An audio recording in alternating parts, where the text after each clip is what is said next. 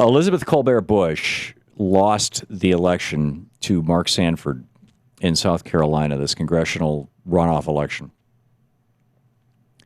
And there is a fairly substantial pile of evidence that the reason she lost the election was because of continuous telephone push polling, pointing out that she had been involved back 2.5 decades ago in a divorce.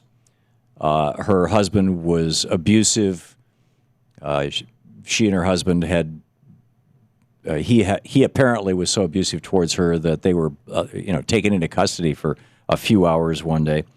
And the Republicans tried to turn this into something that it wasn't. Just like in 2000, when Bush was getting the pants beat off him by John McCain. John McCain had this upset victory in New Hampshire. He was the comeback kid. He was going to be the Republican nominee in 2000.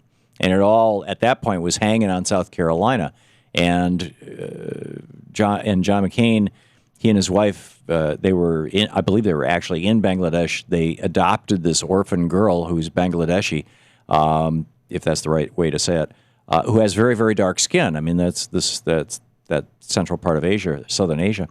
And so this campaign, this telephone push poll campaign, would you vote for John McCain if you knew that he had a black child, African-American child out of wedlock, which was not the case. So it was the same thing. It was this distortion of the reality. And it got so bad, apparently, that on the day of the election, Elizabeth Colbert Busch had to come out and say, that was 2.5 decades ago. In other words, she had to address it because this whispering campaign had gotten so aggressive. And I just find it astounding, the depths to which the Karl Roves of our country have taken our politics. And I also find it astounding that when a Republican spends state money and leaves his job to go off and hop into bed with a girlfriend in another country, as soon as he says, yes, I sinned, and invokes the name of God, all is forgiven. Sort of like, David Vitter and the hooker, or Dick Morris and the hooker. I don't know. He had to become basically a conservative to be forgiven. But a Democrat, they're still mumbling under their breath about Bill Clinton and Monica Lewinsky. And they tried to impeach Bill Clinton about that.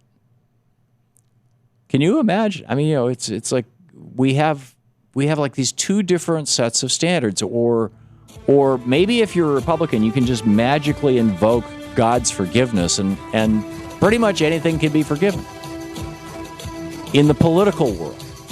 And I just find that odd, bizarre, frankly.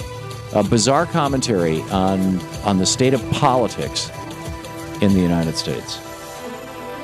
So anyhow, just for the record, I just wanted to lay that.